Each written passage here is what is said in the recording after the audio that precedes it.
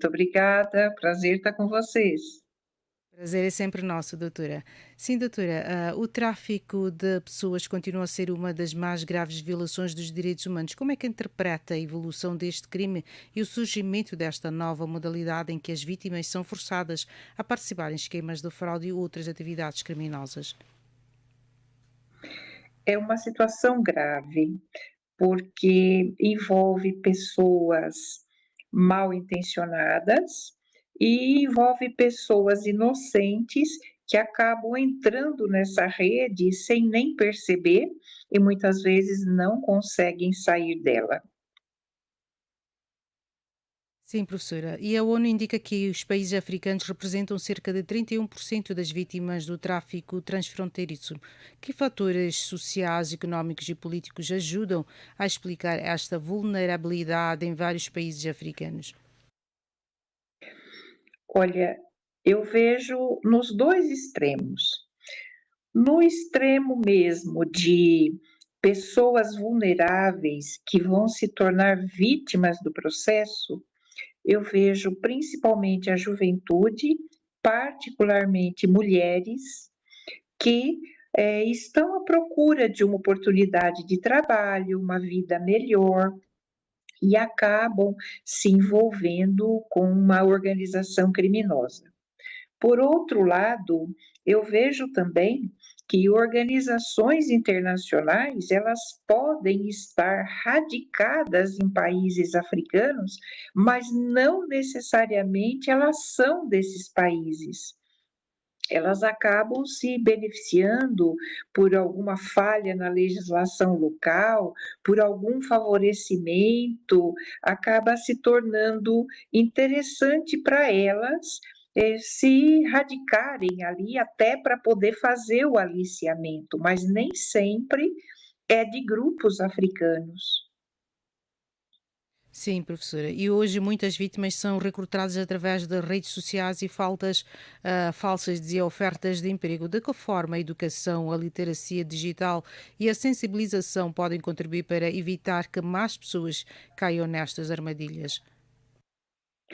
Olha, com essa expansão, com essa democratização do acesso às tecnologias da informação, nós vivemos um momento que Max Weber, lá no século XIX, ele já chamava de ação social. Então, a força do individual. Então, nesse momento, o indivíduo ele ganha protagonismo, porque está na palma da sua mão a informação do mundo inteiro. Quais são os limites da rede mundial de computadores? Muito difícil precisar. Até algum tempo atrás, os limites eram principalmente o idioma. Hoje, como nós temos tradutores simultâneos, inteligência artificial, essa barreira do idioma, ela também está mais flexibilizada. Então, o que acontece? O indivíduo, ele ganhou muito protagonismo. Então, ele é quem tem que decidir o que chega na mão, se ele toca isso adiante, se ele encerra por aí. E nem sempre uma adolescente, e muitas vezes o adulto também, ele tem é, filtro suficiente para colocar esse limite.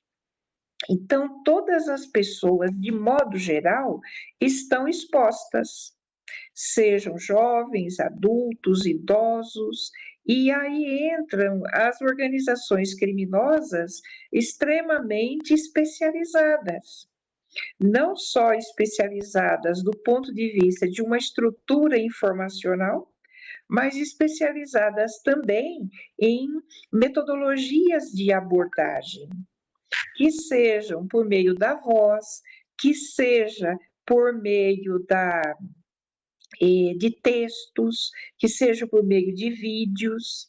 Então, existe, por um lado, uma equipe, uma máfia, né? Muitas organizações extremamente organizadas, poderosas, com muito poder de investimento, com muito poder de capilarização em qualquer tipo de sociedade, porque são diversos segmentos e eles se especializam nesses muitos segmentos. Então, a educação é importantíssima, mas não só ela. Então, é preciso que os governos nacionais tenham instituições aparelhadas para poder detectar e interceptar essas organizações criminosas. Então, é preciso que as instituições, os governos estejam aparelhados, né? Então, é um mecanismo de baixo para cima e de cima para baixo. Ao mesmo tempo, também Sim, sim. já existe uma discussão sobre isso, que é também um esquema de regularização e regulamentação da inteligência artificial e até da rede mundial de computadores. É uma discussão grande, porque há uma corrente que diz que isso cerceia a liberdade de expressão. Há outra corrente que diz que é preciso colocar uma regulação, principalmente para proteger os mais vulneráveis. Então, essa é uma discussão do nosso tempo. Sim, professora. E considera que os governos africanos e a comunidade internacional estão a fazer o suficiente para prevenir este crime e proteger as vítimas e que lacunas ainda persistem? Muitas lacunas, muitas lacunas. Eu penso que não só os países africanos, a maior parte dos países africanos ainda tenham estruturas insuficientes, mas a maior parte dos países do mundo vivem a mesma situação. Por outro lado, essas organizações criminosas, e elas estão vinculadas até a essas deep techs, né? A essas fintechs, e existe aí toda uma convergência de poder para poucas redes, para poucas empresas, e aí o poder está nas mãos delas. Então, os estados nacionais, eles têm sim que se aparelhar, mas eles estão muito aquém do desenvolvimento e da capacidade dessas organizações.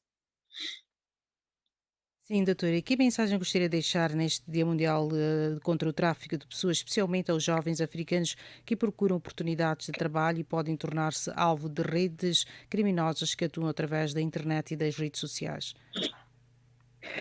Olha, eu sugiro que os pais tenham conhecimento, acompanhem aquilo que as crianças e os adolescentes têm acesso. E que essa conversa comece dentro de casa.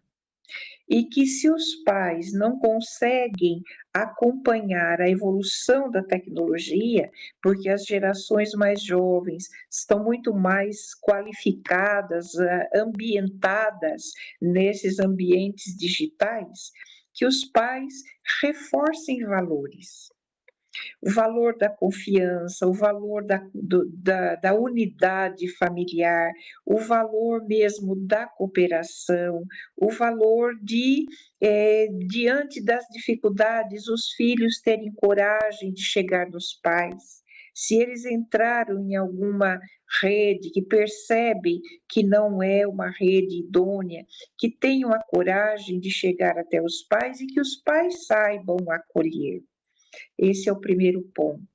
As escolas também precisam se aparelhar para isso. Os professores precisam ser treinados, porque muitas coisas acontecem na escola, se manifestam na escola, e ela não pode se omitir de um fato tão importante.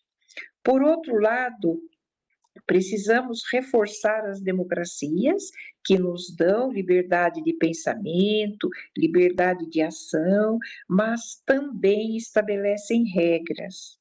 E nas democracias, o compromisso de escolhermos nossos representantes em qualquer instância, do município, estadual, nacional, que nos representem, mas que sejam parlamentares e executivos que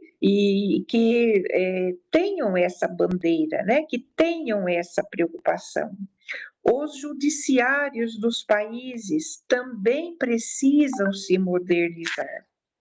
Então, há um contraponto, um contratempo entre a velocidade com que essas organizações se equipam, se atualizam, se expandem, e o tempo que as instituições conseguem se aparelhar internamente. Há um delay, né? Há uma distância muito grande, e é exatamente nesse vácuo que essas organizações crescem, agem, se ampliam. Então, é uma situação mundial, né? Isso transpõe muito as fronteiras nacionais. Muitíssimo obrigada, doutora, pelas suas análises e continuação de uma boa noite, de um bom dia e uma boa noite para si. Muito obrigada, eu que agradeço. Uma boa noite para todos. Obrigada, doutora. E estas foram as palavras da doutora Isabel Castanha Gil, escritora e docente universitária brasileira, falando aqui ao Canal África.